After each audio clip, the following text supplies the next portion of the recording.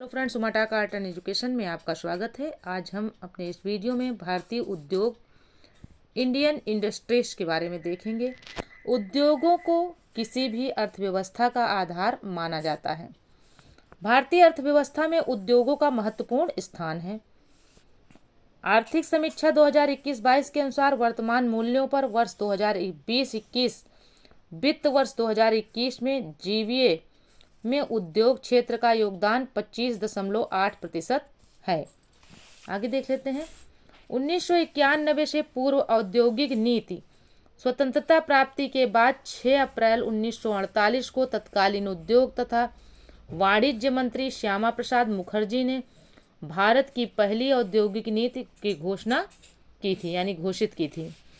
औद्योगिक नीति 1948 में भारत के आर्थिक विकास हेतु मिश्रित अर्थव्यवस्था, सार्वजनिक तथा निजी क्षेत्र की संकल्पना को स्वीकार किया गया। आगे देख लेते हैं। 30 अप्रैल 1956 को द्वितीय औद्योगिक नीति प्रस्तुत की गई। पहली औद्योगिक नीति कब प्रस्तुत की गई थी? 1948 को। दूसरी कब की गई? 30 अप्रैल 1956 को।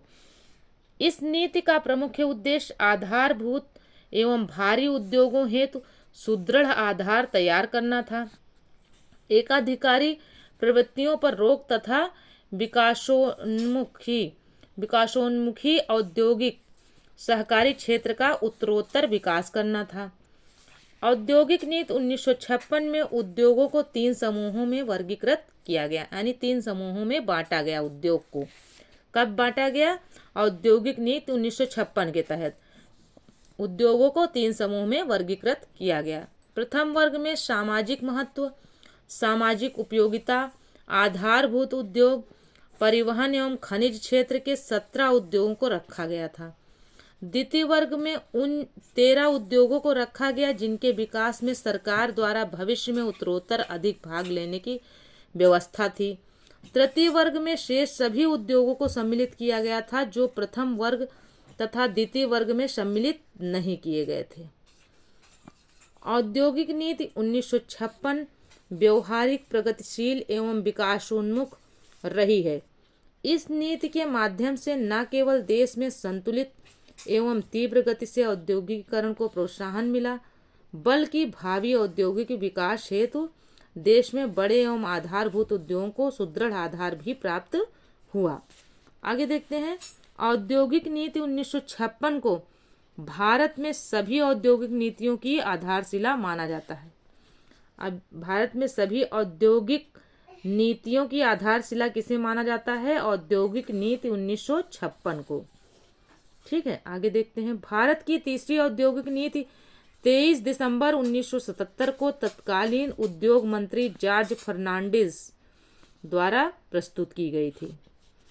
औद्योगिक नीति 1977 का प्रमुख उद्देश्य औद्योगिक ढांचे में प्राप्त विकृतियों को दूर करना, रोजगार वृद्धि के लिए लघु एवं कुटीर उद्योगों को बढ़ावा देना तथा आवश्यक उपभोक्ता वस्तुओं के उत्पादन में वृद्धि करना था। फिर से देख लीजिए क्या कह रहे हैं। औद्योगिक नीति 1977 का प्रमुख उद्देश्य क्या था?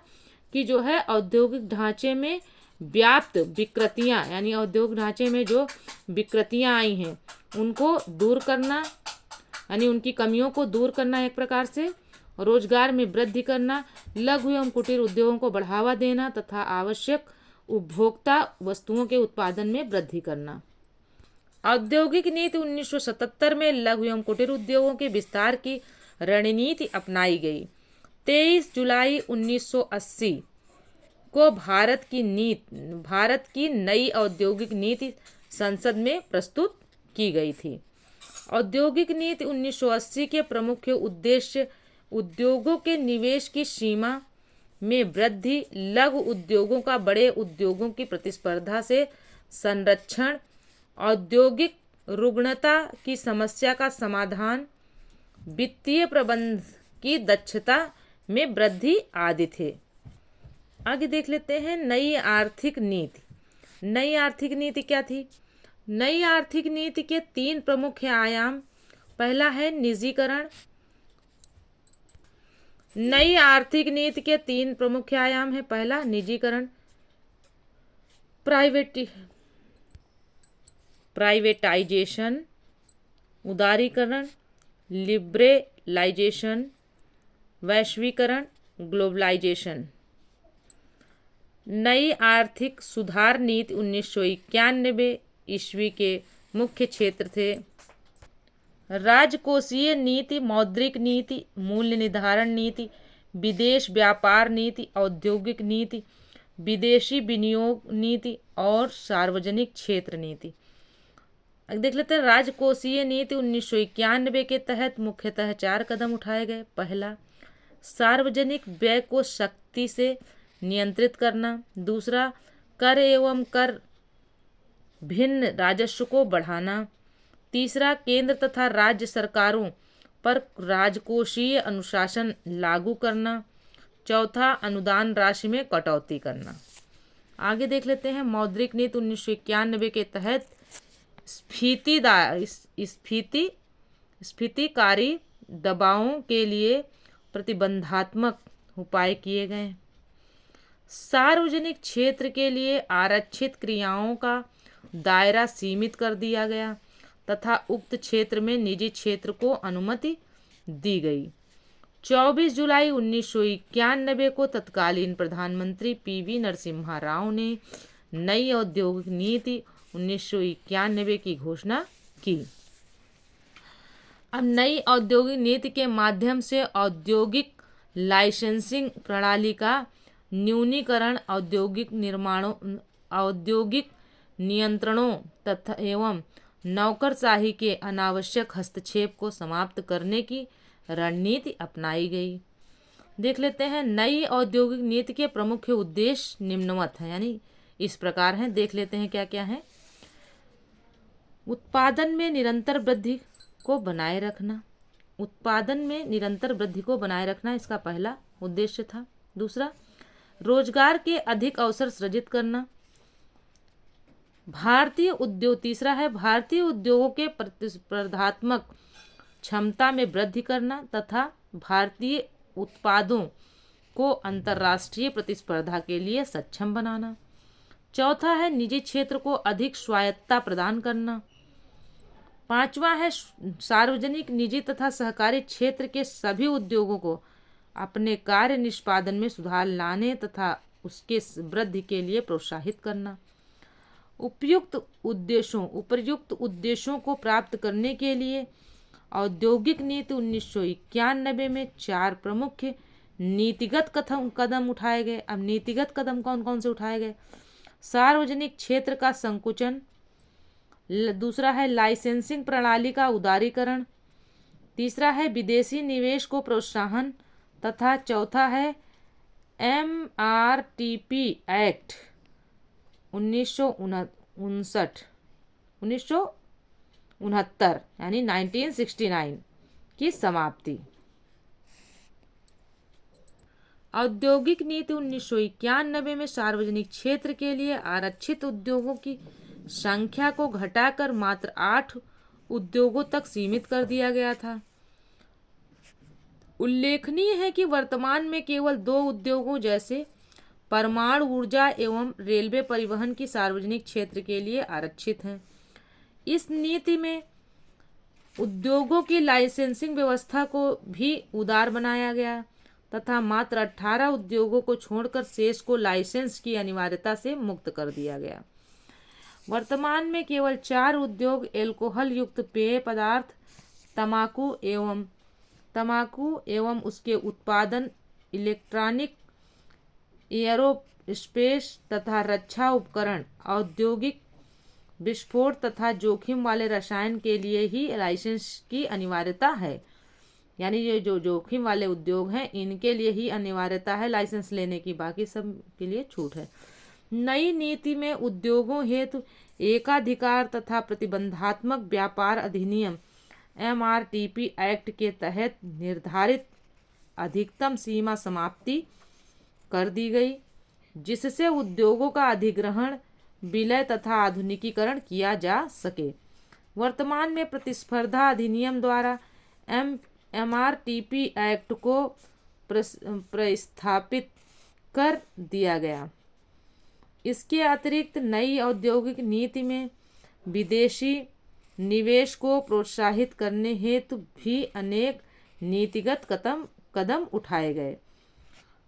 आगे देख लेते हैं। निर्यात संवर्धन। निर्यात संवर्धन से आशय ऐसे सभी सरकारी तथा गैर सरकारी प्रयासों से है जो देश के निर्यात में वृद्धि के लिए किए जाते हैं। स्वतंत्रता प्राप्ति के बाद भारत सरकार ने विदेशी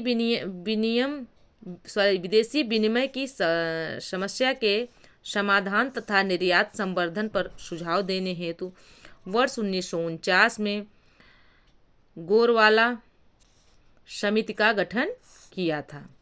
गोरवाला समिति ने अपनी रिपोर्ट में निर्यात संवर्धन के लिए विशिष्ट संगठनों की स्थापना तथा आयात प्रतिस्थापना की नीति अपनाने की अनुशंसा की। निर्यात प्रसंस्करण क्षेत्र, export processing zone EPZS, Bharat निर्यात प्रसंस्करण क्षेत्र की स्थापना करने वाला एशिया का प्रथम देश है। भारत में सर्वप्रथम वर्ष 1965 में कांडला जो है बंदरगाह है, कांडला में प्रथम EPZ निर्मित हुआ। निर्यात प्रसंस्करण क्षेत्र की स्थापना का मूल उद्देश्य विनिर्मित वस्तुओं के निर्यात को बढ़ावा देना है। निर्यात प्रसंस्करण क्षेत्र के माध्यम से चयनित वस्तुओं के विश्व स्तरीय उत्पादन एवं निर्यात हेतु सहायक वातावरण का सृजन किया जाता है। आगे देख लेते हैं। विशेष आर्थिक क्षेत्र, स्पेशल इकोनॉमिक जोन, इसमें क्या है? भारत में विशेष आर्थिक क्षेत्र स्पेशल इकोनॉमिक जोन नीति की घोषणा अप्रैल 2000 में की गई थी। इसका प्रमुख उद्देश्य देश में उत्पादन एवं निर्यात में आ रहे अवरोधों को दूर करना तथा भारत में विदेशी निवेश को आकर्षित करना था। आगे देखते हैं। वर्ष 2005 में सेज अधिनियम 2005 सेज एक्ट 2005 अधिनियमित हुआ जो 10 फरवरी 2006 से प्रभावित हो गया।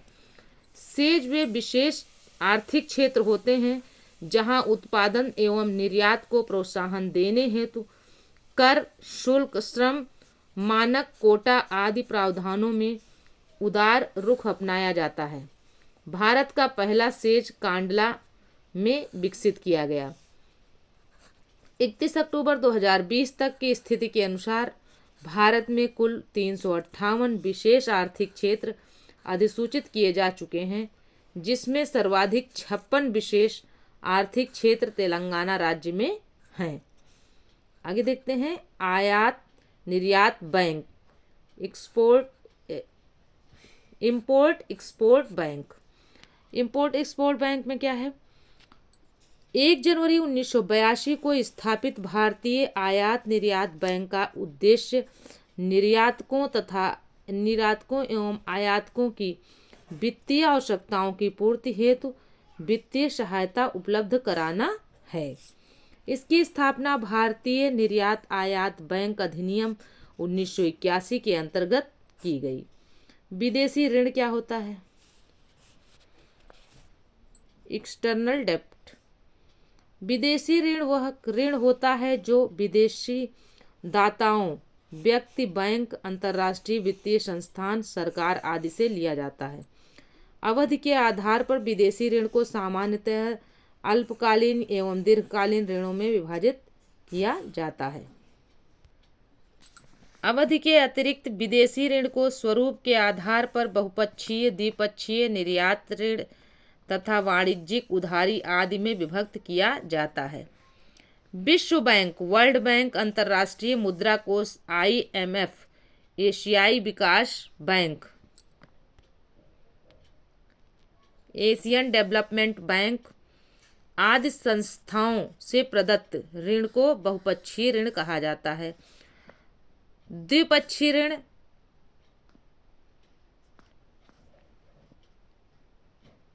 बाइलेटरल ऋण सामान्यतः 2 सरकारों के मध्य लिया अथवा दिया जाता है, जैसे जापान द्वारा भारत को दिया गया ऋण।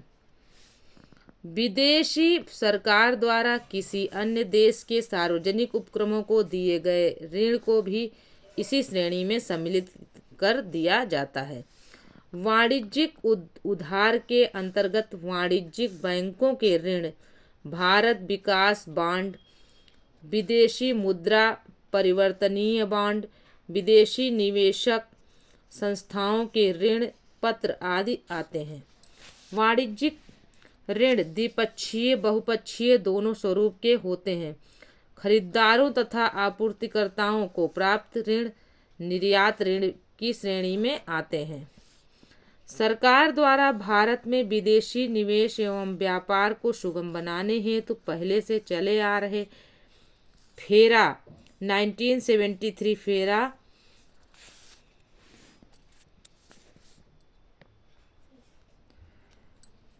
फेरा फॉरेन एक्सचेंज रेगुलेशन एक्ट 1973 के स्थान पर FEMA 99 foreign exchange management act 1999 अधिनियमित किया गया। प्रत्यक्ष विदेशी निवेश। प्रत्यक्ष विदेशी निवेश foreign direct investment FDI. Bharat में विदेशी निवेश प्रत्यक्ष विदेशी निवेश एवं विदेशी पोर्टफोलियो निवेश के रूप में आता है। विदेशी पोर्टफोलियो निवेश फॉरेन पोर्टफोलियो इन्वेस्टमेंट। विदेशी पोर्टफोलियो निवेश स्टॉक एक्सचेंज के माध्यम से किया जाता है। इस निवेश में निवेशक की प्रबंधन में कोई भी भूमिका नहीं होती है। पोर्टफोलियो निवेश अस्थिर प्रकृति का होता है। कैसी प्रकृति का होता है? अस्थिर प्रकृति का होता है तथा अस्थिरता की स्थिति में पूंजी पलायन का भय बना रहता है। प्रत्यक्ष विदेशी निवेश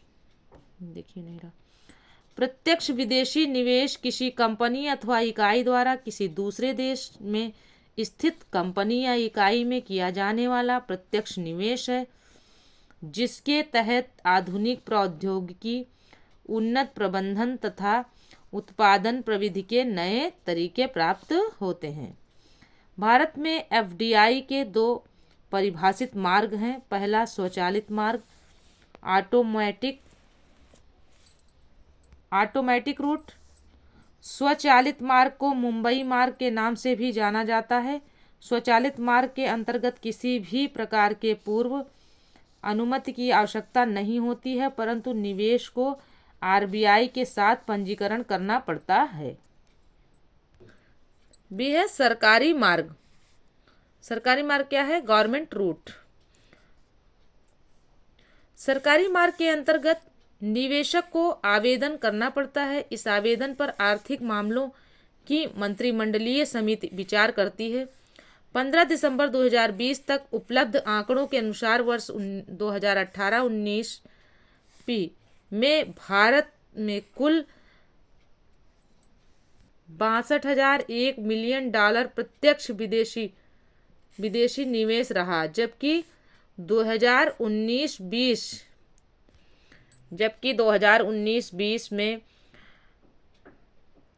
$74,390 मिलियन प्रत्यक्ष विदेशी निवेश रहा। अप्रैल 2000 से सितंबर 2020 तक के आंकड़ों के अनुसार भारत में सर्वाधिक एफडीआई मॉरिशस से आई। इसके पश्चात क्रमशः सिंगापुर, पहले मतलब मॉरिशस से मिली, फिर सिंगापुर से, फिर यूएसए से, फिर नीदरलैंड से, फिर एवं जापान का स्थान सबसे लास्ट में रहा। अप्रैल 2000 से सितंबर 2020 तक के आंकड़ों के अनुसार भारत में सर्वाधिक एफडीआई आगमन सेवा क्षेत्र में हुआ। इसके बाद क्रमशः कंप्यूटर, सॉफ्टवेयर एवं हार्डवेयर, दूरसंचार के क्षेत्र का स्थान रहा। अप्रैल 2019 से मार्च 2020 तक की अवधि में सर्वाधिक एफडीआई सेवा क्षेत्र में हुआ। इसके बाद क्रमशः कंप्यूटर, सॉफ्टवेयर एवं हार्डवेयर तथा ट्रेडिंग का स्थान रहा। फिर है अप्रैल 2019 मार्च से मार्च 2020 तक फिर से देख लीजिए, अप्रैल 2019 से मार्च 2020 तक की अवधि में सर्वाधिक एफडीआई सिंगापुर से आया। इसके बाद क्रमशः मॉरिशस, नीदरलैंड एवं यूएसए का स्थान रहा। Ministry of commerce and industry, Bharat सरकार अक्टूबर 2020 के आंकड़ों के अनुसार में भारत कुछ विशेष रणनीतिक महत्व के क्षेत्रों यथा जैसे कि एफएम रेडियो 49%, प्रिंट मीडिया 26%, निजी बैंकिंग क्षेत्र 74%, मल्टी ब्रांड खुदरा व्यापार 51%, पेंशन 49%, सार्वजनिक बैंकिंग क्षेत्र 20% आदि को छोड़कर अधिकांश क्षेत्रों के लिए 100% प्रत्यक्ष विदेशी निवेश की अनुमति प्रदान की जा चुकी है। प्रथम भारतीय प्रधानमंत्री पंडित जवाहरलाल नेहरू ने सार्वजनिक क्षेत्र के उपक्रमों को आधुनिक भारत के मंदिर की संज्ञा दी है। फ्रेंड्स, ये क्वेश्चन इंपॉर्टेंट है, पूछा गया है। भारत में कई सार्वजनिक उद्यमों को वित्तीय स्वायत्तता प्रदान करने हेतु रत्न का दर्जा भी दिया गया। वर्तमान में कंपनियों को महारत्न, नवरत्न एवं मिनी रत्न का दर्जा दिया जा रहा है। भारत में सार्वजनिक उद्यम कंपनियों को नवरत्न का दर्जा केंद्रीय लोक उद्यम विभाग द्वारा दिया जाता है। अब आइए देख लेते हैं महारत्न कंपनियां। महारत्न कंपनीज दिसंबर 2009 में केंद्रीय मंत्रिमंडल द्वारा सार्वजनिक क्षेत्र की कंपनियों के लिए महारत्न दर्जे के सृजन का निर्णय लिया गया। महारत्न कंपनी का दर्जा उन्हीं कंपनियों को मिलता है जिन्होंने पिछले 3 वर्षों में औसतन 5,000 करोड़ रुपए से अधिक का शुद्ध मुनाफा अर्जित किया हो। पहला पॉइंट ये है। दूसरा है 3 वर्षों में इनका औसत सालाना कारोबार कम से कम 25,000 करोड़ रुपए का रहा हो।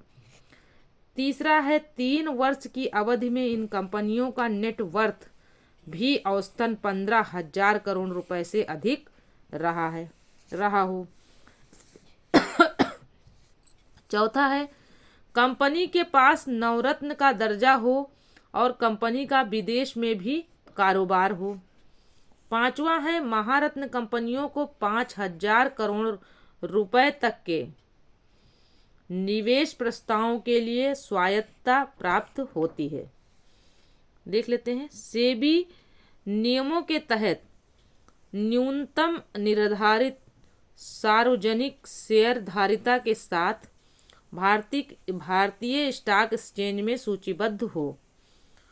उपर्युक्त यानी ऊपर दिए हुए आधारों पर 15 दिसंबर 2020 तक अद्यतन 13 सार्वजनिक उपक्रमों को महारत्न का दर्जा दिया जा चुका है। भारत की महारत्न कंपनियां 2024 तक की स्थिति के अनुसार देख लेते हैं। 2024 तक 13 महारत्न कंपनियों को जो है महारत्न का दर्जा दिया जा चुका है। देख लेते हैं। पहला है राष्ट्रीय ताप विद्युत निगम एनटीपीसी। दूसरा है तेल एवं प्राकृतिक गैस निगम ओएनजीसी। तीसरा है भारतीय इस्पात प्राधिकरण लिमिटेड शेल SAIL। चौथा है भारतीय तेल निगम IOC। पांचवा है कोल इंडिया लिमिटेड CIL। छठा है Bharat heavy electrics limited BHEL। फिर है gas authority of India limited GAIL। फिर है Bharat petroleum corporation limited BPCL। Power grid corporation of India limited PGCIL। फिर है Hindustan petroleum corporation limited HPCL। आगे है 11वीं पावर फाइनेंस कॉरपोरेशन 12वीं है रूरल इलेक्ट्रिफिकेशन कारपोरेशन लिमिटेड। 13वीं है ऑयल इंडिया।